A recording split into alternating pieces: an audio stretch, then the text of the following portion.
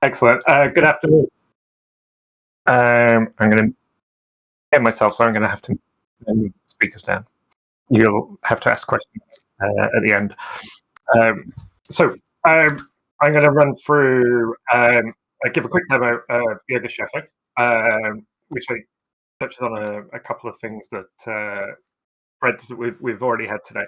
Yirgacheffe is a declarative geospatial library for Python. And it's kind of got two main aims. The first one is to get rid of all bookkeeping associated with geospatial work, like aligning layers, polygons, versus rasters, and so forth. And also to get rid of the bookkeeping associated with computers.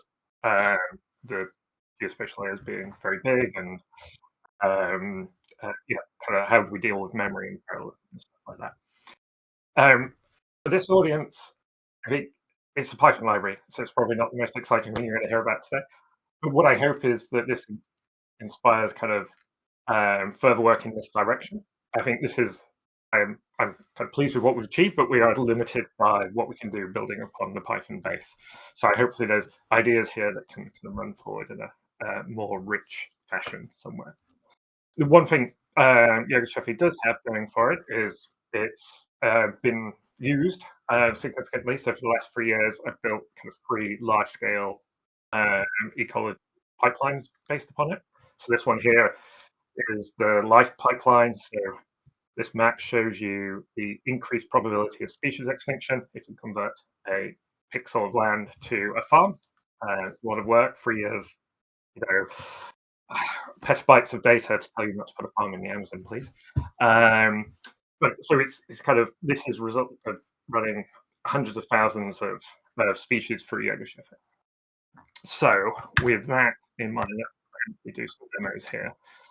Kind of first thing is it's available on pip. You can just pip install it, and then you import it, and you're ready to go. So using Sadiq's example earlier of cloud removal, which was unplanned but very helpful, I'm going to use cloud removal as kind of like our initial example. So here we're going to load 2 satellite rasters. And not much happened there because Yirgacheffe will lazily evaluate things, and it only actually reads data when you're trying to aggregate it or actually raster the final result. These 2 layers, though, let's have a quick look at them. So here we have a visible layer that's trying to show vegetation, and as Sadiq explained already, there's cloud all over it. And then the satellite layer also comes with the second raster, which is the scene classification layer, where every pixel is enumerated to say what is it that's there. So we can see we've got shadows, vegetation, water, and cloud. And so to remove the cloud, this is where my demo is wrong. This should not be like this. So to kind of remove the cloud, we want to say take the scene classification layer where it is these specific values.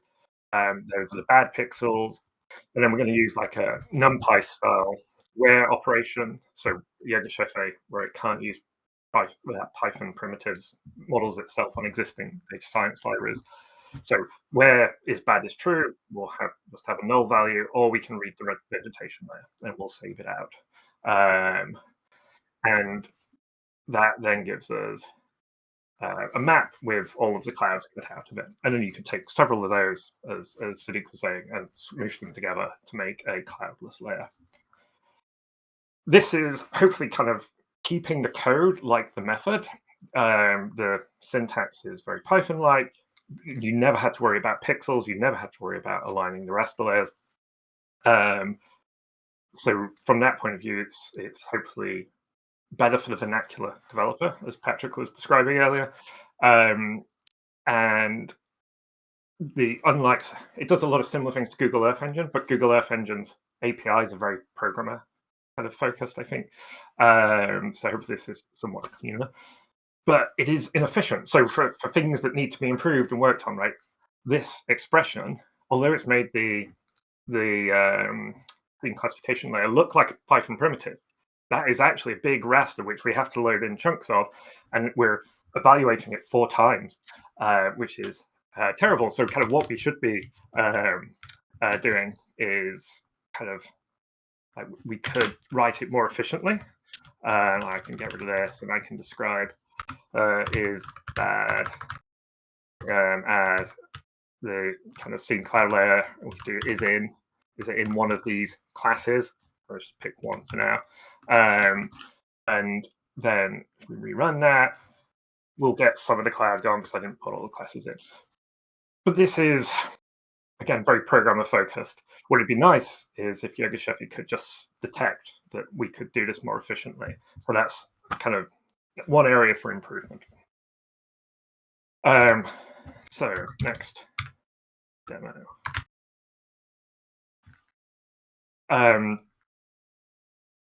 So the next example is kind of building the area of habitat for a species, which is what that map I showed you earlier was built on. It was like 120,000 area of habitat calculations go into that map.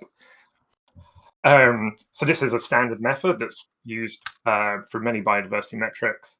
And we're going to look at how do we calculate the area of habitat for this azure-breasted pitta, which lives in the Philippines.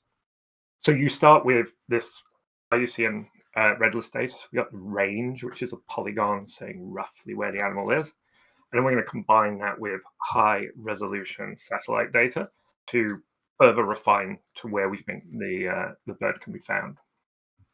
So, so running through this, we load our data layers again. We just load them all, including the polygon. Like the polygon isn't treated specially. We just, it needs a slightly different function name, but again, there was no special processing for it. But here's our three layers for the area of habitat calculation. The habitat map is just an integer enumeration where pixel, it'll be a number that says this is temperate forest, or it'll be deciduous forest, or it'll be ocean, or what have you. And we have a high resolution elevation map, and we have the polygon of where we think the animal is. I'm also going to pull from the GeoJSON just a couple of, this is the elevation preferences for the species, and then the habitat classes. And then we can just work through the AOH method, right? It's here, give me the filtered habitat map, which is in, just gives me the pixels with those habitat codes. That's evaluated lazily. I can query it for the metadata, so I can find out its range and its data type. But it's not until I actually do the force it to be rastered that Yirgacheffe does any work. So this allows you to kind of build up more complicated expressions as you go, but only have it do the actual work that's needed at the end, which I'll kind of exemplify in the next quick demo. So again, similar for filtering for elevation. Again, we go for that, and then we combine those rasters together to give us a final AOH. It's not huge visual exciting demo here, but it's hopefully you can see that the code that I'm writing and executing to evaluate this is free of the kind of clutter of the actual bookkeeping that is normally associated with this work if you're using something like GDAL. So yeah, then finally we get our area habitat. This is where in the Philippines we would likely find that bird. And we could multiply it by, here we have another raster where every pixel is just the square meterage of that pixel. And so we could actually just do an aggregation to get the total.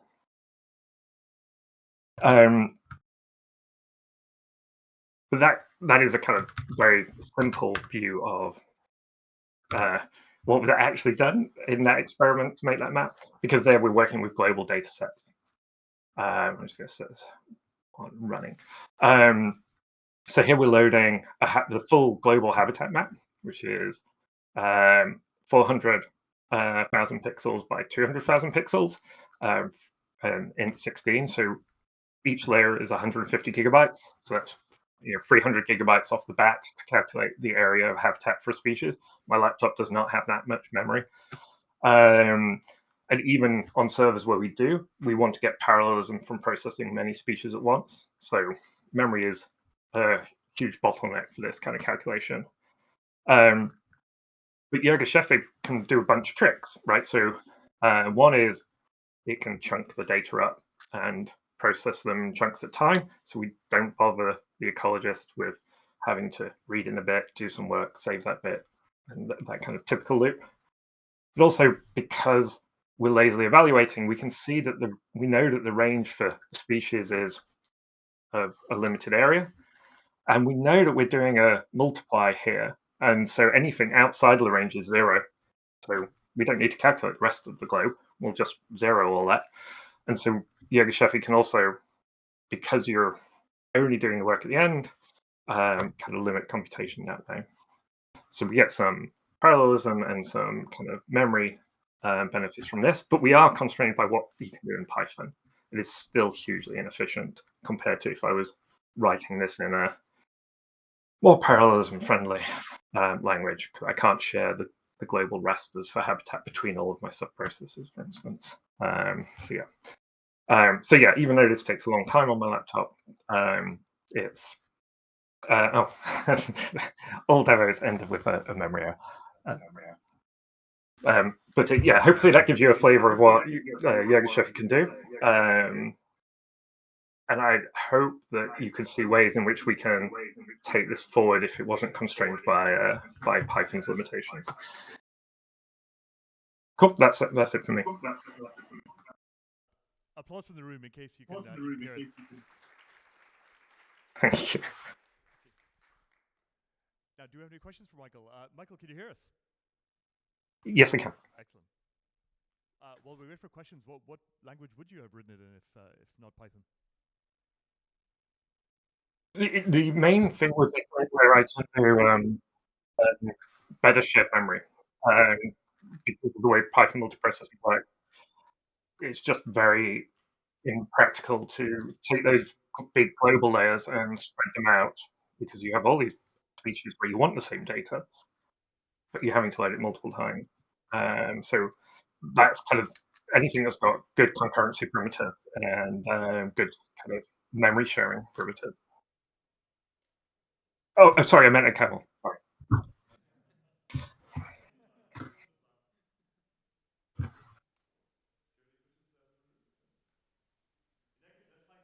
Staying up so late in Cambridge, and we look forward to seeing the Ocampo version of Yirgacheffe. Cheers.